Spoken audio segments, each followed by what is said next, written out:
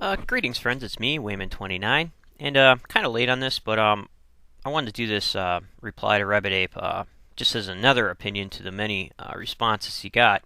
Um, uh, Read the description, Sablechicken. Please answer on video. The question was, what do you tell someone who understands the proposition that belief in Jesus is the only way to salvation, but is incapable of believing that proposition is true? Um, I would say that there are many people who believe in such a way. Anybody who practices Judaism believes in such a way. I don't practice that. However, from reading the literature, it appears that um, uh, it is by the writers um, uh, said by Christ in a parable of the rich and the poor man, where Abraham is clearly seen and is used in the parable as being in a place of paradise or a heaven-like place. So, people in literature of the Old Testament clearly were seen to be taken to heaven and never even knew about Christ. Enoch and Elijah were taken to heaven, were said to be taken to heaven by the deity. So, Christian theology says that, especially with Paul and John, says that Christ is the only way. However, the literature says otherwise. And many times, as I said before, literature goes against a lot of theology. And I guess this brings into question, at what point can our interpretations of Scripture become Scripture themselves? And at what time can theology about text become the Scripture itself? And that's exactly what happened in the New Testament, especially with the Apostle Paul. He had ideas about Christ in Judaism that weren't exactly in line with the rest of the theological belief system, or wasn't in line with the Jewish literature. However, when he wrote, his texts are now taken as inspired by a deity or God. So that's why there ends up being a conflict. So there are plenty of people who understand the proposition that belief in Jesus is the only way to salvation, but they are incapable of believing that it is true. So you're not the only one out there, and I would say that probably if there was a religion that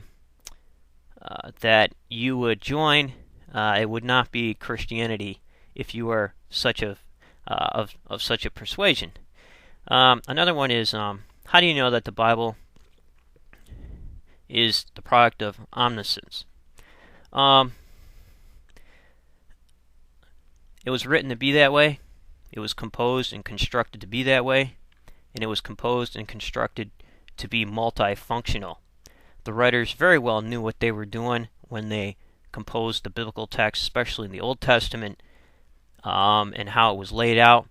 A lot of the times the texts were written after the fact to put it in epic format, especially the Torah, about the Jewish people.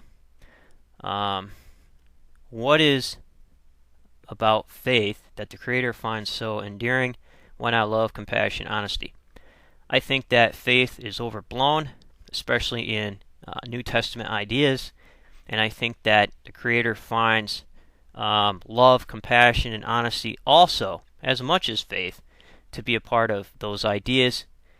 So I think that what we're doing here is we're allowing the theology of New Testament ideas to skew or to change the way we see the past. And I don't believe it was supposed to be seen that way. If people can read the Bible without theology and look at it as literature and then add on modern theology and theological ideas as it progresses, it would be much more helpful. Bonus points. As someone who is so skeptical on people's motives on YouTube, completely understandable, and so offended by blasphemy, asked me this: is there a better way for someone to illustrate their sincerity when saying, I do not believe that this God character exists, than to blaspheme against it? A lot of times people fail to be open to criticism, and they count it as blasphemy in retaliation because maybe they just don't have a good answer. For many times, again, the theology has told us that it was blasphemous to think in such a way, and that's why a lot of times you see, especially even with biblical scholars, who might be secular biblical scholars, or biblical scholars of Judaism, or people who are just interested in the topic, being called blasphemous when they do textual criticism, or when they find something in archaeology that may go against the theology of the reading of the text. Number 5, did God harden Pharaoh's heart? Yes, he did. The reason why he did that, the particular account, or the Aggadah, was to show that Yahweh was in competition with another deity. When Pharaoh and Moses went before, when Moses and Aaron went before Pharaoh, Yahweh in the text said to Moses, I will make you a god unto Pharaoh, and Aaron will be your prophet. So here, Pharaoh is seen as a deity.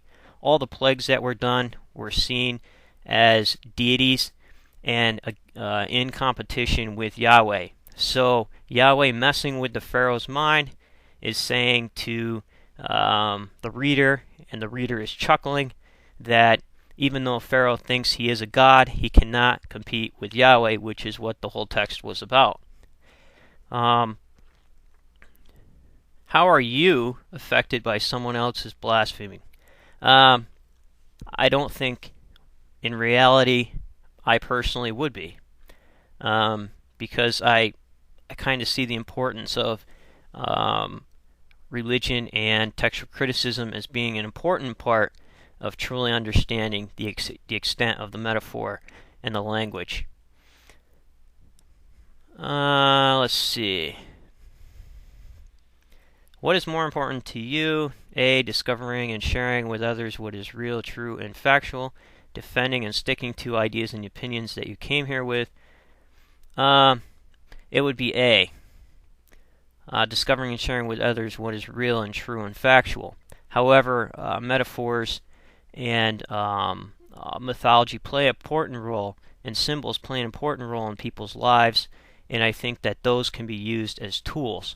So, whereas people say the Bible's true, it's sometimes true in the way of its moral background, the story behind the story behind the story, and how it's constructed.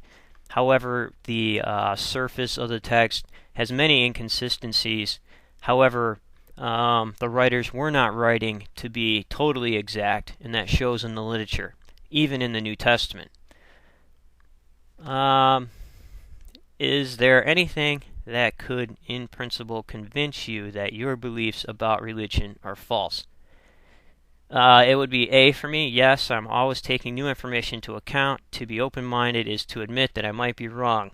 And I did that when I realized that theology was definitely influencing the way I seen the biblical text. So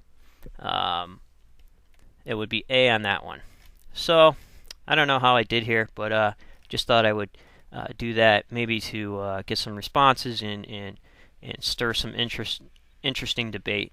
So take care, friends, and remember, if everybody's thinking alike, then somebody isn't thinking.